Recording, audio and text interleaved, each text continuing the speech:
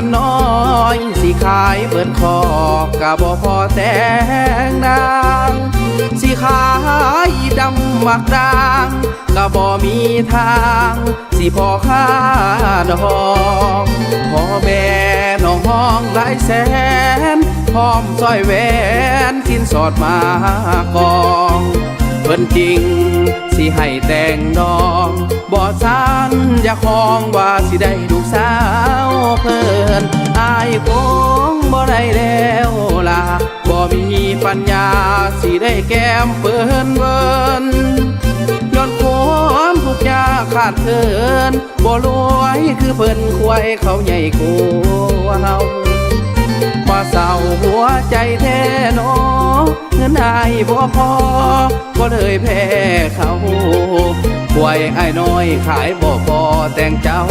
ยิ่งเสียเปรียบให้เขาป่วยใหญ่ได้แต่งนางน้ำตาของคนป่วยน้อยมันเลยหลังย้อยมืดมนหนทางป่วยใหญ่เขาได้แต่งแอวบางคือสิถึกใจนางแค่น้อหน้ามนหากเหลือล้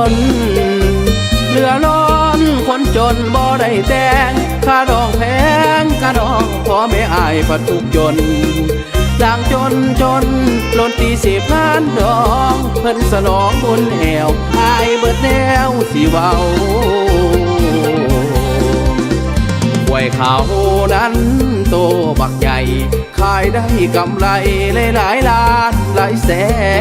นคงได้แต่งเจ้ามีความสุขแล้วน้อแฟนคงได้แต่งเจ้ามีความสุขแล้วน้อแฟนอายเจ็บซ้ำเหลือแสนย้อนถึกแย่งแฟนไปครอ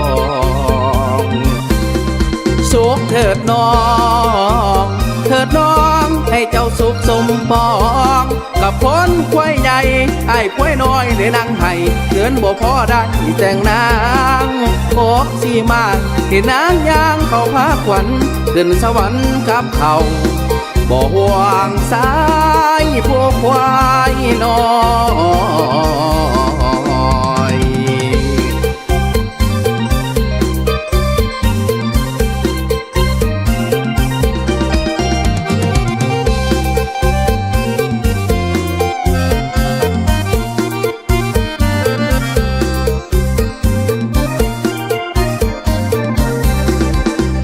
น้ำตา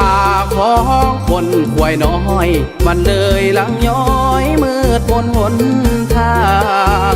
ป่วยใหญ่เขาได้แต่งแอวบางคือสิถึกใจนางแค่น้อหน้ามน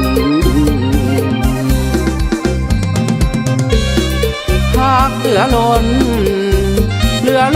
นคนจนบ่ได้แต่งค่าดองแพงค่าดองพ่อแม่อายพัดทุกจนดังจนล้นตี10 ล้านดองเพิ่นสลองบุญแอวอายเบิดแนวสิเว้าไว้เขานั้นโตบักใหญ่